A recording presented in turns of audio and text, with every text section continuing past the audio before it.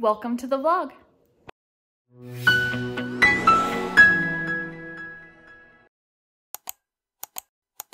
Good afternoon. It is March 4th and I am going to sit down and start planning out my garden. This was my garden last year. Everything was either in a raised bed or a tub, so everything was like above ground. This year I'm doing it a little bit different. I am gonna put all of my tomatoes in ground. I'm not sure what else. So I'm gonna take some time and plan that out. I have all of my seeds here. How cute. This was a basket that I had sent up to my parents with some garden goodies in it from this past summer, little harvest basket. She works at a garden center, so she sent me down all of my seeds. So there are some seeds that I'm gonna need to start in the next couple days. And then, like I said, I just need to plan out where I'm gonna plant everything else and what time of the month I'm gonna plant each thing, because I don't want like all my lettuce ready at the same time. I don't want all my carrots ready at the same time, that type of thing. So I'm just gonna do a little planning this afternoon. It will probably take me a while, probably a couple hours, but I'm excited. We've got melons, peppers, squash. We've got a whole lot of herbs. We've got turnips. Oh man, we just got a lot of different things. Cauliflower, broccolis, cucumbers. What are these ones? Ooh, asparagus, carrots, beans. I'm excited. All right, I made it through all of my seeds and now I'm just on rareseeds.com and ordering a few of the outliers that I didn't get. I normally get most of my seeds from Seed Savers and they also sell these where my mom works, and they're great. I love them. But Rare Seeds has a few things that are just fun that Seed Savers doesn't normally have, or maybe they were out of. So I ended up getting Amish paste tomatoes because they were out. Chives, cilantro, like a whole bunch of herbs. I got a selection of different tomatoes. Black pineapple, amazing. And then a Berkeley tie-dyed pink one, a Berkeley tie-dyed green one, just because they look so pretty. And then I got the black strawberry ones that I had last year, and they're amazing. I'm not a tomato girl, okay? I'm not a tomato girl, but I like them in sauces and stuff like that. I don't like a raw tomato. And then I got some lemon squash, one of my favorites. I also got some honey nut squash and delicata squash. And then I got this type of melon that's like a mango peach melon. I don't know, I'm gonna give it a whirl. Got some more carrots, some more radishes, and that's it. Okay, I just got done planting my garden. This isn't gonna mean much to you because it's just a bunch of my chicken scratch, but I'm gonna explain it because maybe it'll help some of you. This is our back porch, and I wanted to have a couple beds made for like right off our back porch and put the things that we use like on a daily basis so I don't have to walk all the way out to my garden. I can just be in my kitchen and be like, ooh, I need this, and then go and grab it. So I'm gonna have like a 2-tiered section here, and on the top it's gonna be kale and spinach and then a bunch of herbs. And then over here, I'm gonna have just like a lettuce bed with our most used lettuces, which are like butter lettuce and like a crisp mint lettuce. I'm excited about that. And then these are my existing beds. I have 5 existing beds in our garden, and I'm doing things a little bit different this year. Like I said, I'm planting some in the ground, and I've never done that before. The things that I'm planting in the ground are tomatoes, melons, some of the squash, my sweet potatoes, and my potatoes. I say that lightly because I still might do my potatoes in tubs because I love just being able to pour them out when you're ready to harvest. It makes it so easy instead of like digging them and then like accidentally getting your little digger thing and busting open the potato. Anyways, this is my tentative plan. So in this bed, I'm gonna have peppers and cucumbers. This bed is usually my lettuce bed, and I'm still gonna plant lettuce in it. I just won't need as much space since I'm gonna be using a different bed for that closer to the house. So it's kind of up for grabs. I'll probably maybe do some beans in it, or I don't know. It's up for grabs. Then this bed is gonna be up here is gonna be my summer squash, my zucchini, and my lemon squash. They're all kind of smaller, so I'm gonna put them on a trellis. And then I do have some space here for other squashes as time passes. If I don't wanna plant all of them in the ground, then there is space here. And then this bed is just going to be beans and broccoli. We eat a lot of beans and broccoli. And then this bed is cauliflower and cabbage on one side, and then my carrots, turnips, and beets on the other side. On the back of this handy dandy little thing, I added some notes. One thing I'm gonna do is plant some of my squash later in the season. I normally plant all my squash at the same time at like the beginning of May, but I'm gonna hold some of it off until like the end of June. Yeah, middle to end of June. That way it's not all ready at the same time. And then I'm also gonna plant a fall crop this year. I've never done that before, but I'm gonna give it a whirl. So one of the things that I'm not planting in the spring, but I am gonna try this fall, is Brussels sprouts. And then the other things I am planting in the spring, but I'm also gonna try to plant them this fall as well. So broccoli, lettuce, of course, cauliflower, carrots, and beets. I always kind of sort my seeds out like this so I can see what I've got. I've got peppers, I've got all my greens here, and then I've got beans, I've got herbs, we've got tomatoes, we've got like carrots and beets and turnips, we've got melons, we've got all like the cruciferous vegetables, we've got the cucumbers and the squash. Then I've just got my seeds kind of separated. These are all the ones that I need to start, and I like need to get on it now. I also need to start my sweet potatoes. And then I just have a little note here for my marigolds too, because I saved my marigold seeds from last year, so I need to get some of those started. And then all of these seeds will be directly planted into the ground. It is Wednesday, March 6th, and it is such a nice day outside. And it's gonna be our, sorry about the squeak.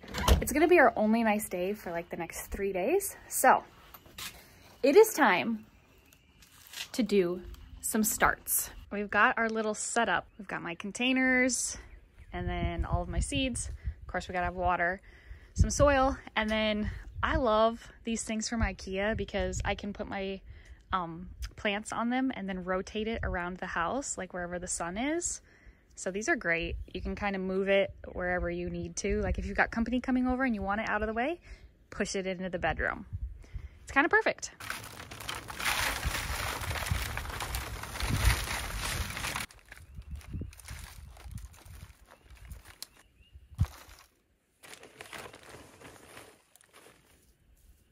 While I'm patting down my soil here, let's have a quick little chat about gardening, because YouTube is a cauldron for people telling you how wrong you're doing things. I am so open to learning new things about gardening. In fact, I learn new things about gardening every year that I do it. This, however, is a hobby for me. It's not to feed my family or for a job. I just do it because I thoroughly enjoy it. I think nature is really cool. I think growing food is really cool. I just go into it every year with the thought process of, I'm gonna get to grow some food. Some of it's gonna be great, some of it's gonna fail, but I'm going to learn. But like I said, I'm always open to tips in the description box, just not criticism, okay? We'll just skip that part. A little bit more insight into my life gardening. I didn't start gardening until like the last year that we lived in Iowa. So that would have been like 2019, 2020. And I just did it out of like cowlick tubs. And I just did tomatoes and potatoes, and that was it. And I thoroughly enjoyed it. And then we moved here, and I had the opportunity with all this ground to actually start a garden. And we have so many trees on our ground that were like dead, that we chopped them down, and well, we chopped a tree down, and Keith took it over to our Amish neighbor to his sawmill, and then we were able to create our garden beds out of wood from our farm. So our garden beds are actually made out of white oak. They probably won't last quite as long as cedar wood, but they'll still last a long time. How great is the sun back here? I'm trying to block it, but I know I kind of keep moving, so hello to the sun.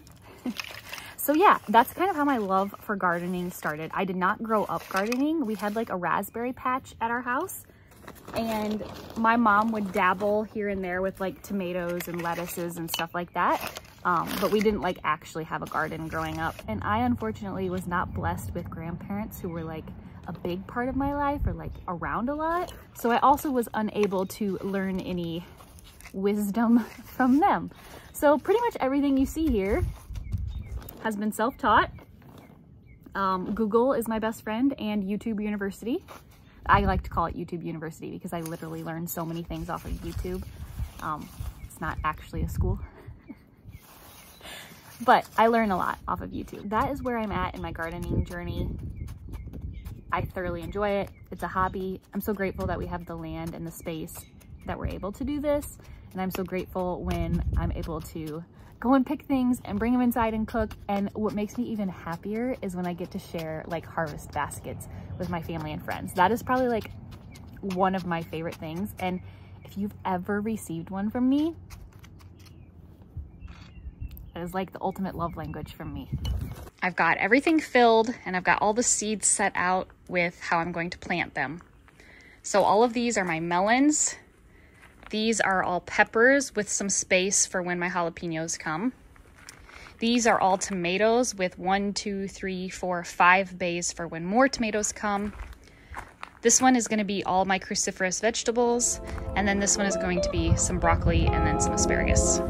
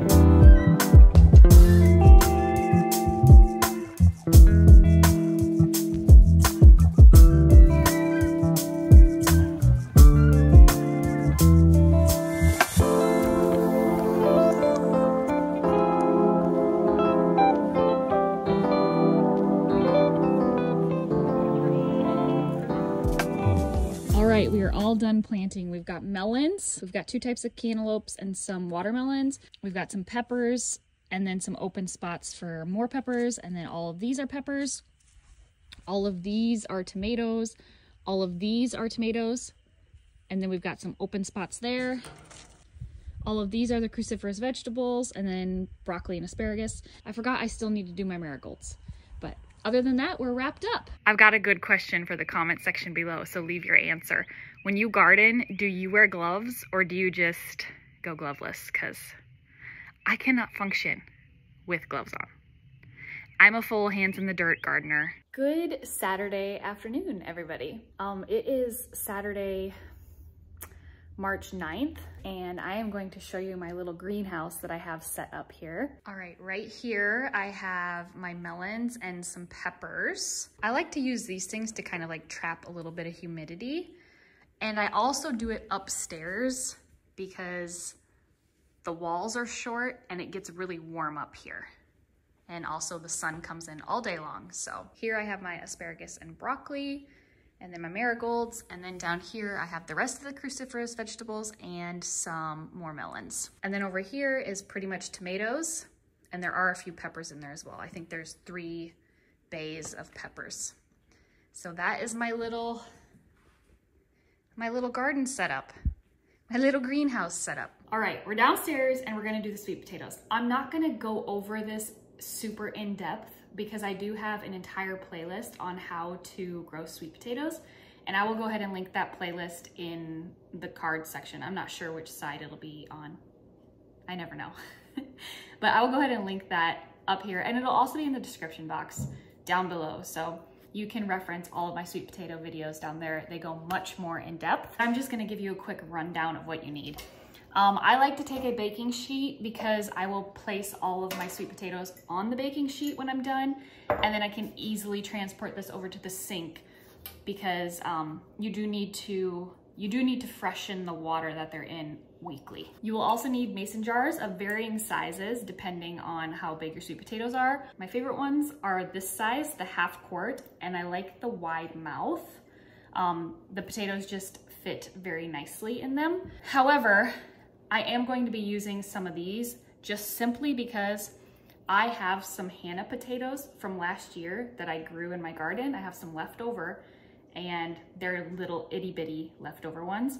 So I'm gonna put these in here. We've got our baking sheet, we've got our mason jars, toothpicks, you'll need filtered water, and then of course the potatoes. I don't have all the potatoes that I would like to have this year yet.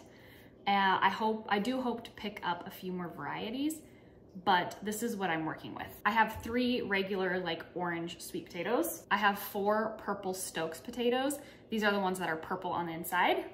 I have 1 Japanese sweet potato, and this is like my second favorite type of sweet potato. It's purpley red on the outside and then white on the inside. And then I have 5 of these from my own garden last year, and these are my favorite potatoes, and they are the 𝗃𝗃 sweet potatoes. So they're white on the outside and white on the inside, and they are the creamiest, most sweet potato ever. I'm going to demonstrate with one of these purple Stokes potatoes. As you can see, this side is much narrower than this side.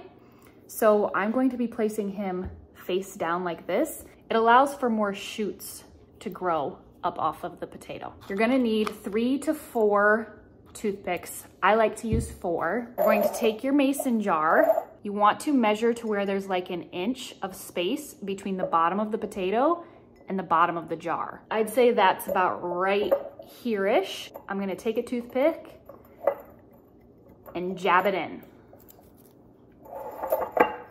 And then we're gonna do the same on this side. I like to use 4 so that they stay in the jar evenly. The last thing you do is fill it with water to about like right here. You wanna make sure that at least 1 inch of the potato is underwater. And then like I said, I just put this on my cookie sheet. You wanna store them in a warm, sunny space. So I will probably put these upstairs with the rest of my greenhouse, but I have also just left them out on my kitchen counter many, many times.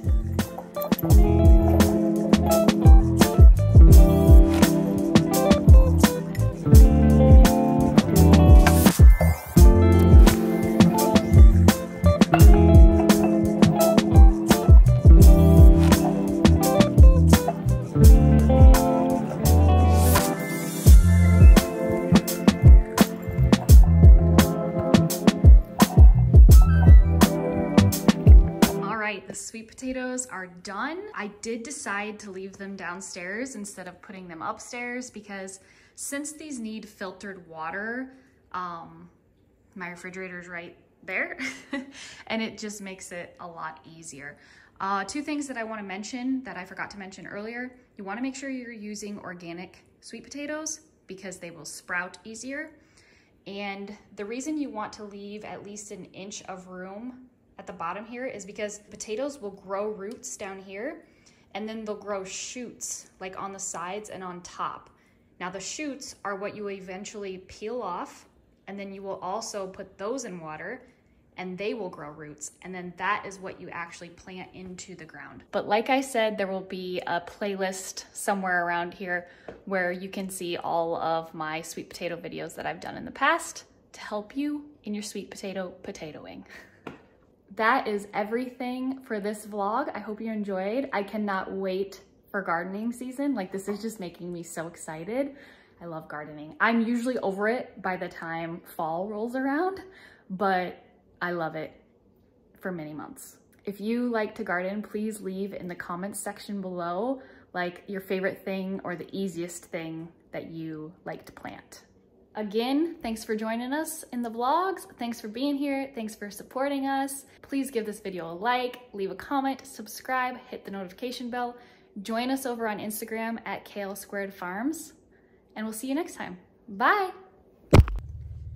Hello, everybody. I just wanted to pop in here quickly and show you how my greenhouse is doing because I've got all kinds of sprouts coming up and I wanted to show you before this vlog ended. Here are all of my cruciferous vegetables. These 3 are cauliflowers, this is cabbage, and then this is actually eggplant, which is not up yet. None of my peppers are up yet, but I do have some melons peeking through, and they just showed up this morning. Actually, no, it was last night that they just kind of started. And then over here we have the marigolds. They have not come up yet. We've got all of my broccoli shoots are up. Asparagus is still working on its thing. And then we've got all of the tomatoes. All of the tomatoes are up as well. These 3 bays here are peppers, so the peppers haven't quite produced yet, which is typical. But here we are. Look at them. Look at all those cute little baby sprouts. So cute.